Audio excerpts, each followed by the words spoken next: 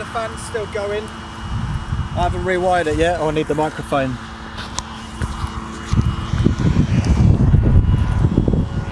Good afternoon. Oh, that fan's going mental.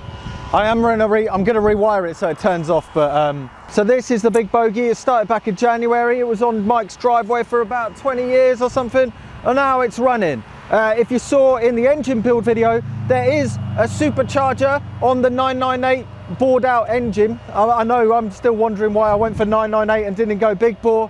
It's just the way it goes. They're actually getting quite expensive now. So at the point that I was building this, I was like, I'm just going to do it on 998. But in hindsight, the cost of the block, which is about probably 500, 600 quid now for a 1275, it's ridiculous. That pales into comparison when you're messing about with shoving superchargers and fancy bits and bobs, getting it machined and whatnot. It all kind of just adds up, and it's a very small percentage. So it's up to you what you do, but I am still very happy with this. Today, hopefully, we might be getting the most out of it. We're going to be driving over to London to go and see Stuart at VMAXSCART to get this on the rolling road, to get it singing harmoniously. Anyway, I've packed a load of things to hopefully be a bit more prepared. There's enough tools to theoretically take out the engine from the bottom at least. I've got spare oil because I'm not sure what I'm supposed to need. And also, most importantly, I've got clean socks and clean pants on. This is a thing that my grandma always said, was like, if you're going on a long journey, make sure you've had a shower and make sure you've got clean boxers and clean pants on, just in case something does go wrong and you end up in the hospital, or worse, the morgue.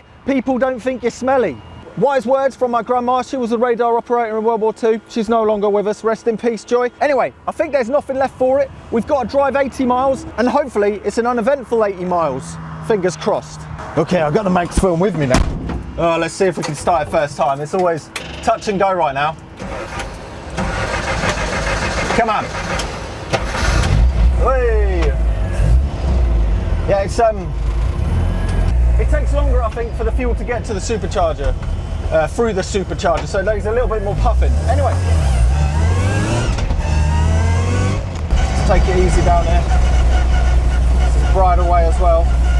Even though it is national speed limit, you can in theory do 60 miles an hour down here, but you'd have to be a plonker. Like I said in the previous video, I think my distributor has got the wrong curve. I explained in that video there's no point in me changing and messing around with the distributor if I'm planning to go over to Stuart, as I am doing now.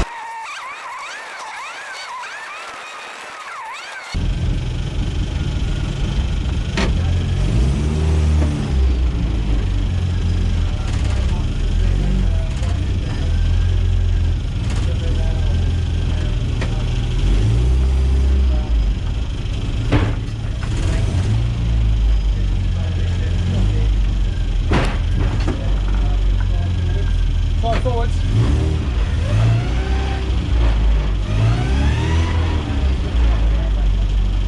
So it is here. We're at the rolling road at VMAXSCART. Actually, how do you pronounce it? It's VMAXSCART. So VMAX, vehicle maximum speed, and SCART was one of those things I thought about. It's specialised competition, automotive research and technology.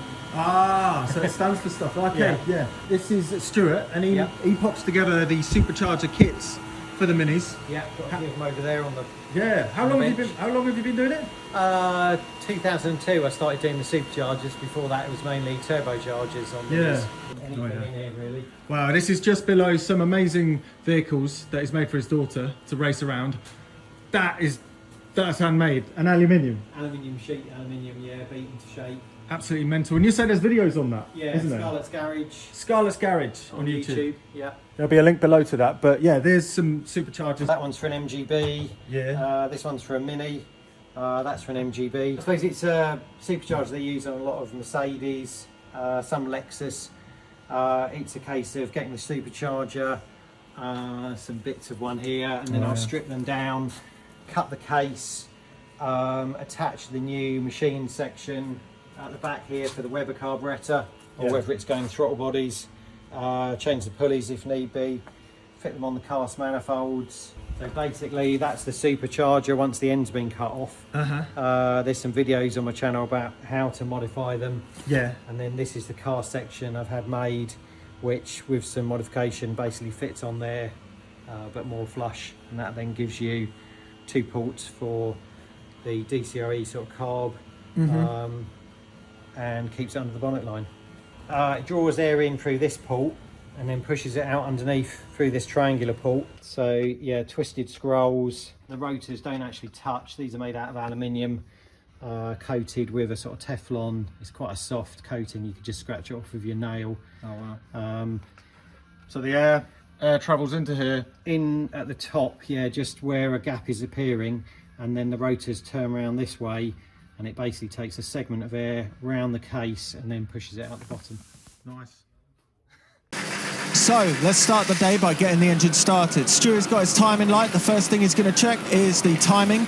Turns out I've set it completely wrong. The day before I was adjusting it on the roadside, driving around, and I was doing it by ear. Turns out my ears don't work at all, and it was quite a bit advanced. But that's not the only problem. Like we said, with the distributor that is currently fitted, the advance curve is way too advanced as well. He ended up removing the vacuum advance hose completely, blocking it off, and we're going to have to get another dizzy. He suggested a mappable dizzy, a 123, so we'll get that sorted. The next thing Stuart did, whilst I was doing some of the worst cameraman skills I think I've ever done, is set the idle. So this is the idle screw, and now he's jumping over to the idle mixture jet screws. These two are adjusting the fuel mixture whilst it is in idle, so he's bouncing between the idle speed screw there and the mixture screws, just getting it running nicely at idle, but he noticed a bit of a noise. Is there a leak? Yeah, sounds like leak.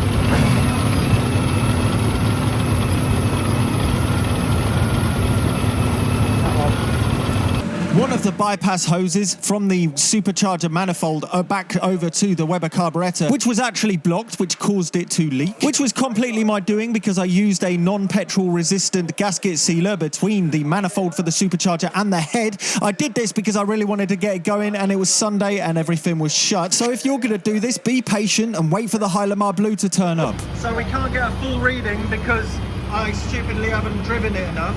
So the rings aren't... I suppose after maybe 500, 800 miles, you can put it under a bit of load on the rolling road. Because this has done 200, we don't really want to make it work too hard at the moment. We're just making sure everything's going in the right direction. Yeah. Stuart now put it a little bit through its paces. It was a little bit low and the sump was actually sitting on the floor, so I need to raise it a little bit because it was wheel spinning at third, but he wasn't pushing it hard.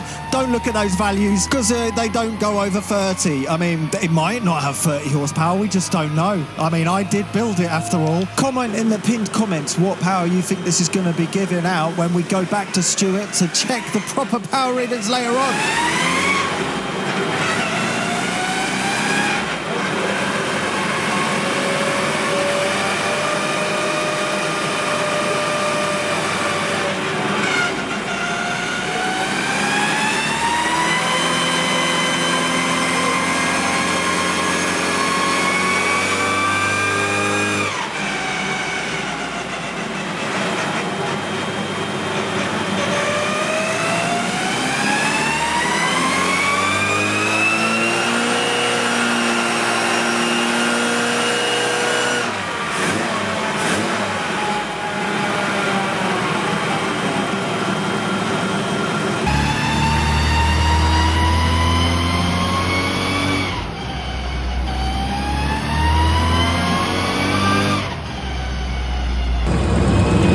What's the history with that drag?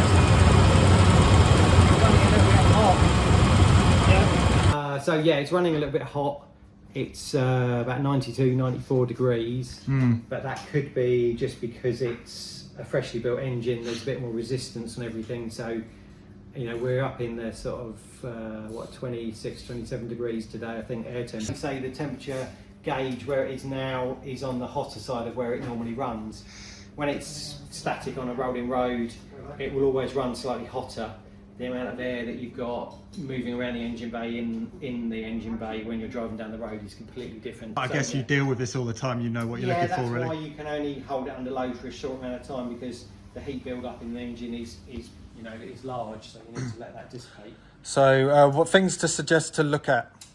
So needs a distributor. The vacuum advance is giving too much advance. That is going to make it run hotter as well. The mixture seems good. It's a little bit on the rich side, but because it's running in that's not going to matter too much. And also when you change the distributor, the extra bit of advance that you get with a new distributor with the map that I'll send you, that should clean up the fuel. It will burn more of that fuel, so the mixture will become leaner with that change. And then try and double check all of the cooling.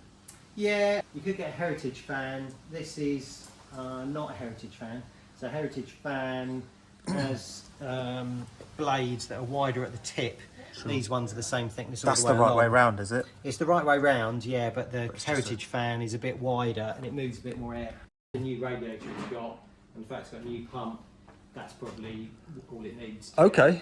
Oh, well, I'll try that first. Yeah. And then go from there with the new Dizzy. I've since got a new fan, and it has made me question where this old one has actually come from. It was in the bits box that came with the car originally, and I haven't seen one that thin before, so a bit, gosh knows what's going on. There are a lot of supercharged minis rolling around with simple cooling setups like I am trying to achieve, without oil coolers and heaters and stuff. So if they're running, I'm going to try and get mine running as well, just like that, before complicating the solution anymore. Maybe another oil change. How many oil changes have you done? One. One. Okay, probably want to do 800 miles and then bring it in and we'll do a full load test. Cool. Okay, so I'll sort all of that out and we'll be back in gosh knows how long that takes. Next week. Yeah, next week. Yeah. Cool. See you next week. Jam donut time. Let's have a chat about how it's gone. Yeah? Whilst we're driving, let's go on a drive. Let's do it. Oh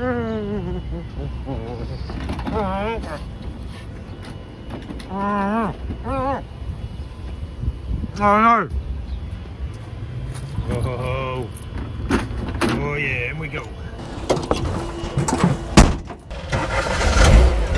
Ultimately, what we learned is good.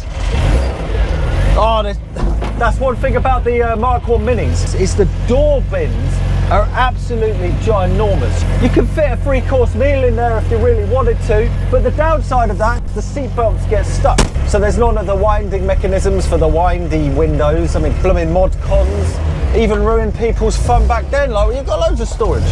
Anyway, right. So what does it do? Well, it drives a bit. Oh my God! I didn't shut that door. It drives better, if I'm honest. He set up the timing, he checked the air-fuel ratio, and sent me on my way, really. No real power information. That's because I haven't done enough miles. There was a little bit of a miscommunication. So I said to him when we booked it in, I'm going to be driving to Wales and back, thinking I'd probably have done about 800 miles by then, but for various reasons, I didn't end up driving to Wales, which ends up meaning I only had done about 200 to 250 miles in the car by the time I'd got there. Now we've added about another, well, what's that car? Is that an Elvis? Oh yeah, I think that is. Or whatever it is, it's beautiful. It wouldn't have really worked anyway because the distributor is completely wrong.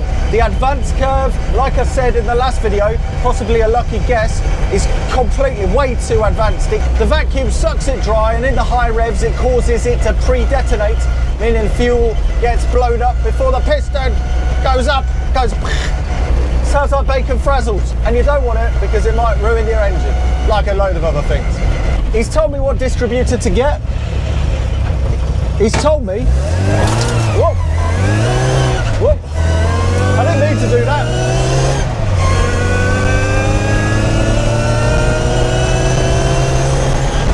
Oh, it's blooming awesome regardless. I was dodging a pothole then. Blooming potholes of strife around here.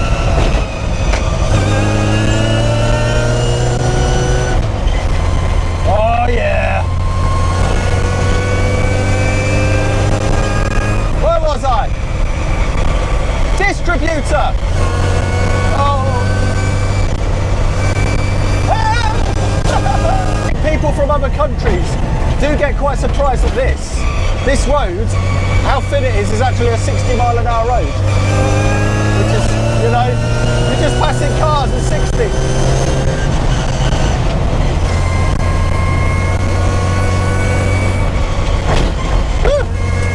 Bumpy. So the distributor that's been recommended, has been recommended in the comments. I thank you to the commenters of that distributor. It's a programmable distributor, so yeah, gonna have a blooming, what's it called? A computer in it. Oh no! Drop my camera. Yeah! Oh yes, sunshine. And all within the speed limit. So with a programmable distributor, it means we can make the curve a lot more friendly for the supercharger, which is a bit more prone to pre-detonation.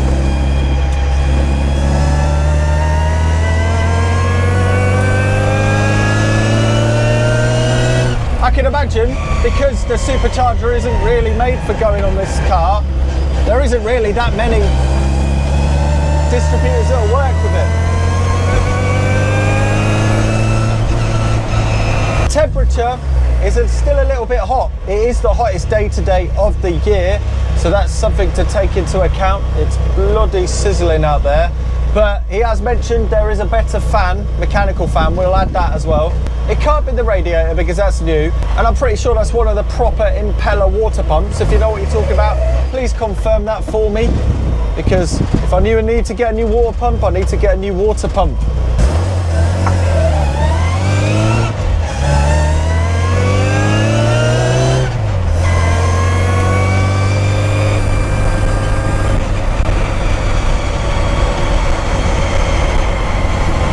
So going to see Stuart has left me with a lot of things to think about. There was a couple of facepalm moments from my end. For instance, the timing. Basically, I messed around with it whilst on the go and, you know, kind of listening to the engine, kind of doing it.